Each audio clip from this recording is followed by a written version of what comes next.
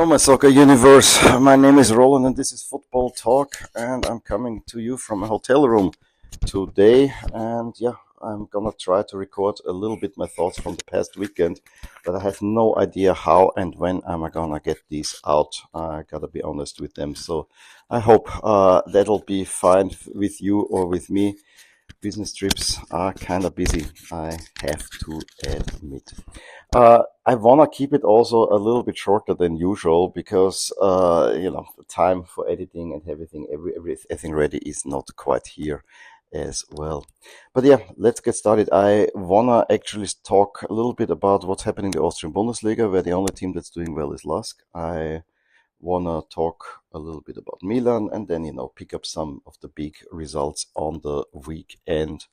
And I guess that will be a nice round episode, and we will have then actually quite some midweek action to talk about as well. Not talk, but we have some midweek action that I will then record on the week closer to the weekend. Probably Friday will be the next episode out.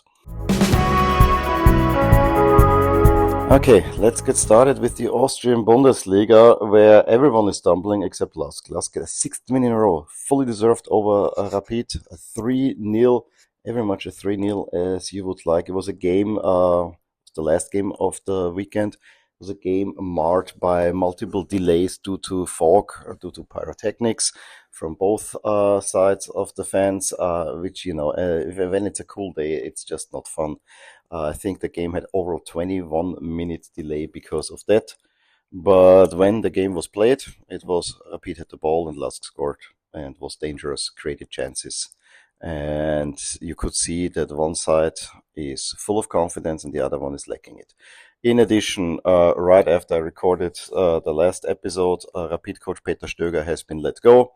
So his interim manager, Pavlović, was stepping up, and yeah, he just got his pro license and was kind of happy about that when then he said he had a cool week. And yeah, it was a week where Rapid lost now for the third time and the coach got fired. So this was a statement that just didn't go over very well. Goals came by just before the half. Jørgensen, then Uso after a nice cross by Deniran, and Leão through the legs of the goalie. Rapid goalie Gartler didn't look good on the first and the third goal. On the other side, he saved quite a few things as well. Horvath, she should have scored at least a goal as well. So this was utter domination, and it is so weird to see that ever since Coach Küper took over, when he took over, LASK were 1 point away from relegation after 7 games. Now they're 1 point behind the top of the table. And why is that? Because Salzburg, the leaders, dropped points in Altach. Yes, they took the lead, then conceded. It has to be said, and to be fair, clear penalty. Was not even looked at for VAR, and it's a major uproar in Austria that this was not given. Things would look differently then, but one thing's for certain, LASK is right in the mixture now in the top, but I don't want to talk championship yet. Sturm Graz actually got a win in Hartberg, so this is the first loss for Hartberg in a while. Also controversy because for a while the VAR was not working, and there was a situation where a player would have been one-on-one with the goalie, but the flag went up. So let's say the referees did not work very well.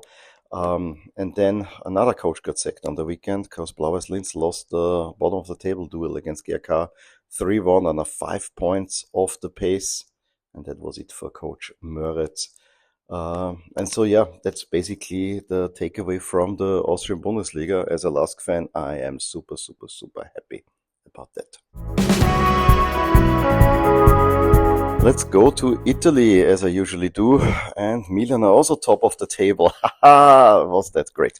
I have to say, Milan are playing solid, and I like that there's some defensive solidity in there, but what I don't like, and I think I can only accept it while Milan are close to the top of the table, potentially winning a trophy, but this ultra-defensive, counter-attacking Allegri style, I sometimes really wonder, yes, he has everything organized. It makes all sense, but sometimes I would wish for a little bit more attacking style, because that in the end is what Milan is all about. And it's so weird because in the first season that Allegri was Milan coach, where they won the championship in 2011. They actually played some really great stuff. So I don't know where Allegri went wrong. I guess this is what Juventus does to you. Lazio had a little bit more. I mean, the game started out rather excitingly, then dulled down. At one point, I thought that Lazio is taking over. But then it's again Milan, and you could really argue that the attack or the goal, a go-at goal came against the run of play. But it was a nice play. Fofana over to Tomori and then Leão, and there wasn't even a hint of offside, which I was really surprised by. And yes, Provedel didn't look good. And, with a little bit better finishing, Milan could have won this by 2 as well. But then again, they retreat and just want to see it out, and they almost got punished at the end. And you know what? I was so happy that this handball or this elbow by Pavlović was not given as a penalty. Because if you look at the situation, it's a shot by Romagnoli, and he's, I think, tussling with Marusic, I think it was. Half falling over, they're pulling each other's shirts, and while he's falling over, he, of course, has the elbow out and the ball hits him there. And I think in most cases, when this goes to VAR, this is a penalty. Of course, Allegri was absolutely mad, and I'm worried about his mental state as well, because honestly, no, you don't do that to just go berserk on a referee just because he wants to look at the VAR. Go after the decision. But we are at this point where the VAR is seen as this is a done deal. It's just a performative action. I absolutely hate that. I think it should be really that could be 50-50. In any case, a referee goes up and says, yes, there was a handball. However, there was also a foul ahead of it. Um, I guess the right call would have been to just let it go. But Milan win, go at that point, top of the table. And then paired with Roma losing to Napoli at home. And honestly, Napoli look really strong again. And, Højlund might not be there, or might not be performing too well. Lukaku is out. De Bruyne is out. But suddenly, Conte is reviving Neres and Noah Lang. And Noah Lang was very complaining about his time. It seems to work. And it's those two that combine, and Neres gets the winner in Rome, a fully deserved win. 1-0. Inter also win at pieces, so the top of the Serie A is again super, super, super tight. Milan level on points on top with Napoli, thanks to goal difference. They're doing better. And that also doesn't make much sense because Milan only win narrowly. So how are they on top on goal difference? Yeah, the Italian league, a little bit weird. Then we also had Atalanta Fiorentina. Uh, I just want to mention Dzeko, who went into the stands and kind of demanded from the ultras that they get behind the team. They can protest and so on, but please support the team. Fiorentina have not won a game yet, and when that happens in Serie A, you usually get relegated. And I don't understand that. That Fiorentina team is just should be good enough to survive, honestly. I think the most talked about game on the weekend was definitely Arsenal against Chelsea. It was a 1-1 where Chelsea actually played quite solidly, even having Caicedo sent off early. I honestly, since I was in the stadium, I didn't see much, so I just heard a little bit. But this was a statement almost by Chelsea. So yeah, maybe they are in a title race, although I still think it is an Arsenal solo. City got a 3-2 over Leeds, also very much labored. I mean, should have been probably a huge scoreline at the halftime, but then Leeds packed them back, and Phil Foden scores the win. He also scored in the first minute. So yeah, Phil Foden, after being completely away last season, is back in business and actually doing quite well. Liverpool also got a win at West Ham. You don't play Salah, you win. Not sure if it's that easy, and I'm not sure how much you should count on that because West Ham is not that good. And I mean, you know what Paquetá has been doing. Just a stupid stuff. I think Spurs also lose at home to Fulham. Really, Spurs. I think the problem for Spurs, I heard the other day, and I think it's absolutely the truth. This is a flawed team where probably nobody really would get into any other top six side. Maybe Van der Ven is an exception, but they won the Europa League. This was great. But this was a squad that finished 17th, and that squad has not changed much.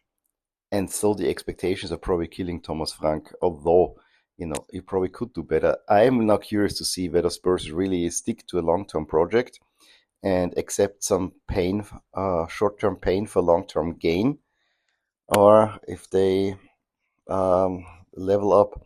Uh, Short-term pain is also felt by Crystal Palace coach Glasner, losing again after a lead, similar to Strasbourg at home to United. And yeah, he's not happy because his squad has been ravaged and now he's running out of players. Not sure if you need to address it so publicly or do it internally and so on. But to me, this is also typically Glasner. In every of his stops except for LASK, he is always complaining that he's not supported well enough, and there was always unrest with the sporting leadership. So watch that space. I think Glasner might be on the exit relatively soon, the latest after this season. I I would think so. It can very well happen, but we'll see about that. Okay, and I'm doing now the last bits from memory. We're gonna go to France, where we had a weekend where PSG lost to Monaco. I did not see that coming. Monaco, even with a man less in the last few minutes, with Thilo Kehrer being sent off. However, I think it was Minamino who got the go-ahead goal.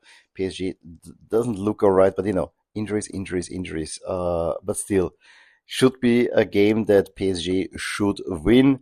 And then OM had in the evening the big chance to go top of the table. However, Toulouse first score against them, then OM turned around, and it was in the stoppage time that Toulouse shocked them. So OM cannot leapfrog PSG. That is then done by Lens on the next day. So rather interesting there. In Spain, we had Atletico Madrid getting back into the title race because the top two are kind of stumbling. I mean, Barcelona, very labored win over Alaves. Basically Lamine Yamal, and everything else. So they actually go top of the table and stay top of the table because Real Madrid only manage a 1-1 draw against Girona. Also a little bit of a stunner, and things are not looking right at Real Madrid. I think there's a battle going on between the coach and his star players. Xabi Alonso is very meticulous, and I think, especially we know already that Vinny is not happy. I think this has to come to a blow, and I think the club has to decide, do they back the coach or do they back the players? Typically, I would think they would back the players, knowing how it has been, but I think if they want to be successful, they better back the coach, but then they lose star power, and this will be space to watch. Space to watch also is Tuesday evening. Atletico Madrid, Barcelona, or Barcelona, Atletico Madrid. Oh, a big match, and Atletico Madrid are now back in it after 2-0 over Oviedo. So yeah, similar to last season, Atletico Madrid make a surge, maybe go to Barcelona late in the year, maybe get a win and are fully back in a title race. All these games had to be, they're actually from round 19 when the Super Cup will be played. So we actually have some pretty big matches in La Liga in the midweek, in addition to plenty of cup action. Then in Germany, Bayern seemingly lost points to St. Pauli and then score in stoppage time. 2 goals to win it 3-1. So stay top. I think Dortmund got a win, but I think the goal of the weekend was when Stuttgart was a man up in Hamburg against HSV, and then Hamburg break and get an absolutely celebrated winner. This was a feel-good moment in Germany. I actually didn't see that much of Germany. I also didn't see much of Liga Portugal, and in the Eredivisie, yes, I think we got the regular results, but Ajax Groningen was postponed because of a pyro wall by the Ajax fans. That game will happen without fans relatively soon, and I think even the fan sections for Ajax are closed against the Klassiker in the upcoming weekend. So also remarkable stuff. Okay, short episode. As I said, we have plenty of midweek action already starting Tuesday. We have cup games in Italy, Germany, Spain. Milan will play Lazio again, curiously enough, so I find that kind of funny. What else do we have? We have the 2 big games in La Liga, I think we have a midweek round in France as well. Not quite sure about that one, but there is quite some interesting action. Yeah, we have a full Premier League round. Should not forget about that with also interesting fixtures. My focus, as I said, will probably be on the Coppa Italia. Yeah, and there's a makeup game in Austria as well. So, interesting stuff. Surely plenty to talk about on Friday. As I said, this was a short episode, but I think it's better to have it this way. I probably can edit this relatively quick and have it with you soon enough. Let's put it that way. Any case, please let me know your thoughts on this rather short episode. Maybe you like episodes that are a little bit shorter like that. Any case, if you like this episode, please leave me a subscription. Also, leave a comment below. I'm always happy to read these, and tell somebody else that this channel exists, and we'll talk soon more about things in my soccer universe. Bye!